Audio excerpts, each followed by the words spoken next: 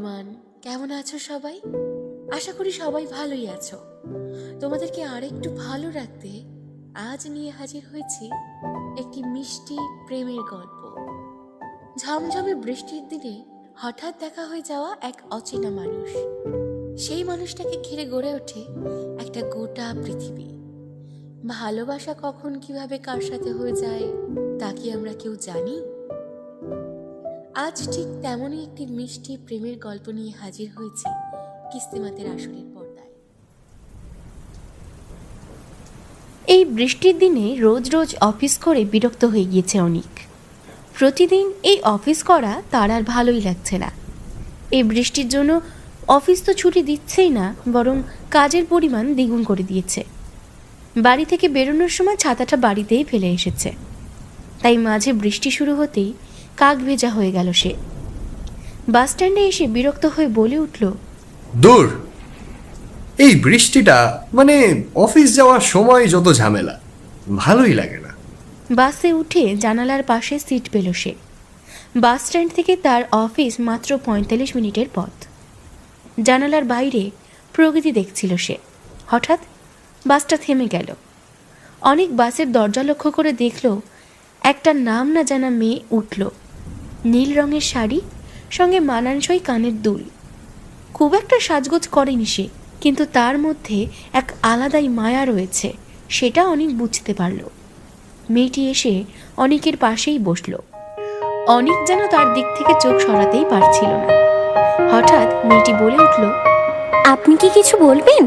না মানে আসলে বলুন না। না মানে বলছিলাম, আপনি কোথায় যাবেন? এইটা বলতে এত? আমি যাচ্ছি পার্ক স্ট্রিটে, ওইখানে পোস্ট অফিসে কাজ করি। আপনি কোথায় যাচ্ছেন? আমি বললাম, বাহ, তা তো বেশ ভালোই, আমি ওইখানেই যাচ্ছি। ওইখানে এক অফিসে আমিও কাজ করি। মেয়েটি বলল, বেশ, তাহলে তো ভালোই হলো, একসঙ্গে যাওয়া হবে আমাদের। আমিও মেয়েটির কথায় রাজি হলাম। যাক, ভালোই হলো, একজন সঙ্গী পেলাম অফিস যাওয়ার। একাকিত্ব ভাবটা দূর হবে এখন। এইভাবে কথা বলতে বলতে কখন যে অফিসে চলে আসলাম জানি না। আমার অফিস থেকে আর 5 মিনিট গেলে তার অফিস। অফিসে এসে কাজ শুরু করলাম। ঠিক লাঞ্চের সময় তার কথা মনে পড়ল। মেয়েটির নাম দীপ্তি, ভারী মিষ্টি মেয়ে। আমার ইচ্ছে হলো কালকেও যেন অফিস যাওয়ার সময় দীপ্তির সঙ্গে আমার দেখা হয়। এর পরের দিন ঠিক সময় মতো তৈরি হয়ে বাস স্ট্যান্ডে গেলাম। বাস চলে এলো, কিন্তু সে এলো না। আমি এদিক সেদিক দেখতে থাকলাম, কিন্তু তবুও সে এলো না। কন্ডাক্টর বলল, কি দাদা, যাবেন না? উত্তর দিলাম না, চুপ করে থাকলাম। হঠাৎ দেখলাম সে হাজির হলো। আমাকে দেখে বলল, আজ একটু দেরি হয়ে গেল। যেন মনে হলো সে জানে আমি তারই জন্য অপেক্ষায় রয়েছি। বাসে উঠে দেখি সেই সিট দুটো যেখানে আমরা কাল বসেছিলাম, সেই সিট দুটো আজও ফাঁকা। যেন মনে হলো সিট দুটো আমাদের জন্যই অপেক্ষায় রয়েছিল। তারপর বাসে সেই রকম কথা হলো না। আমি লজ্জা পাচ্ছিলাম তাই। বাস থেকে নেমে হঠাৎ বৃষ্টি শুরু হলো। দীপ্তির ছাতাতেই আমাদের শেষ রক্ষা হলো। আমি বললাম, এই হঠাৎ বৃষ্টিটা আমার ভালো লাগে না। সে বলল, কিন্তু আমার খুব ভালো লাগে। কেন জানেন? আমি ভাবলাম কথাটা বলা হয়তো ঠিক হয়নি। তখন আমতা আমতা ভাবে বললাম, মানে কেন? সে বলল, বৃষ্টিটা যখন পড়ে তখন আমার সব দুঃখ কষ্ট সব চলে যায়। সবসময় মনে হয় বাবা মা আমার সঙ্গেই আছে, আমার মতোই তারাও এই বৃষ্টিটা উপভোগ করছে।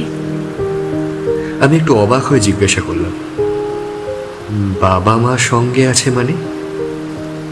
সে বলল, আজ থেকে প্রায় 3 বছর আগে আমার মা মারা যায়। তার কয়েক মাস পর বাবা। তারা বেঁচে থাকাকালীন তাদের প্রিয় ঋতু ছিল বর্ষা, আর বৃষ্টি ছিল খুবই প্রিয়।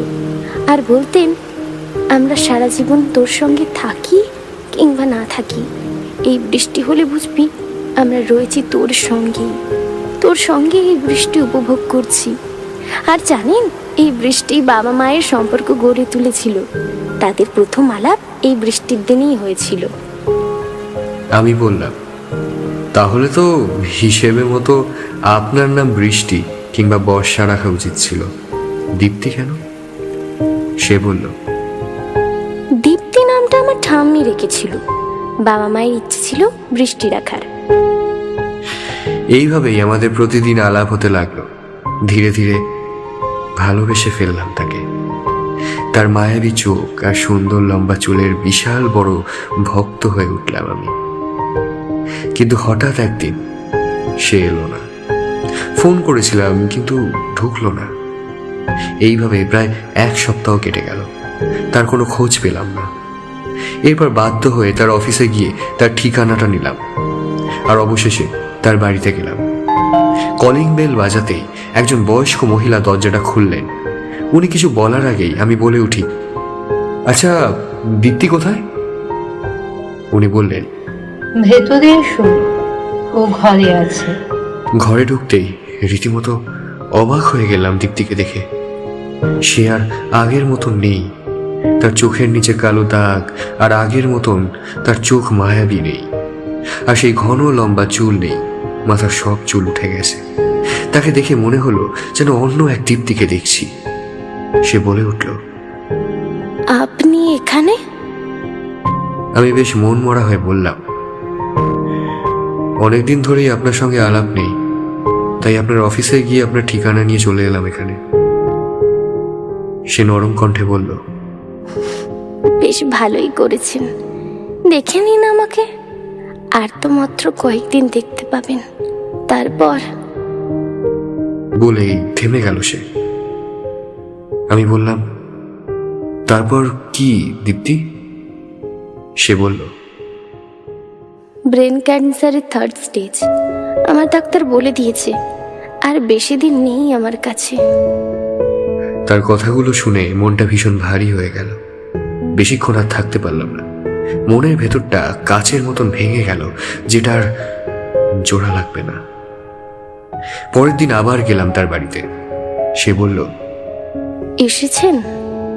আমি বললাম, হ্যাঁ, তবে আজকের জন্য না, সারা জীবনের জন্য কোনোদিনও হারাবো না আপনাকে। সে হালকা হেসে বলল, সে তো আমিও চাই আপনি যেন আমার সঙ্গে সারা জীবন থাকেন, কিন্তু সে তো আর সম্ভব নয়। মৃত্যুর পর কিভাবে থাকবেন আমার সঙ্গে? কিভাবে দেখবেন আমাকে? আমি বললাম, সেইভাবেই থাকবো আমি তোমার সঙ্গে, যেভাবে এই নীল আকাশের কালো মেঘের নিচে থাকবে এই বৃষ্টি। আপনি যেমন মনে করেন আপনার মা বাবা আপনার সঙ্গেই রয়েছে, ঠিক সেইভাবেই আমিও থাকবো আপনার সঙ্গে। সে বলল, স্মৃতি, সেটা নিয়ে আর কতদিন বাঁচবেন? একদিন তো মুছেই যাবে।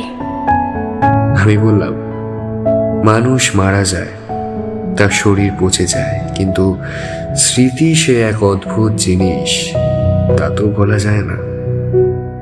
সে বলল, এতটা ভালোবাসেন আমাকে? আমি বললাম, জানি না, কিন্তু যতটা ভালোবাসলে একজন মানুষকে কোনোদিন ভোলা যায় না। সে সঙ্গে থাকুক কিংবা না থাকুক, তার স্মৃতি থেকে যায় সারা জীবন। তার প্রতি ভালোবাসা থাকে হৃদয়ের মাঝে। ঠিক ততটাই ভালোবাসি আপনাকে। সে বলল, বেশ, তাহলে আমার কয়েকটা কথা রাখবেন? আমি বললাম, হ্যাঁ বলুন না।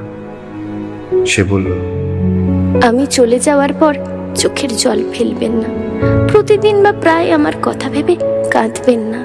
আর ভাববেন না যে আমি দূরে চলে গেছি। সব সময় এটা ভাববেন যে আমি রয়েছি আপনার হৃদয়ের মাঝে।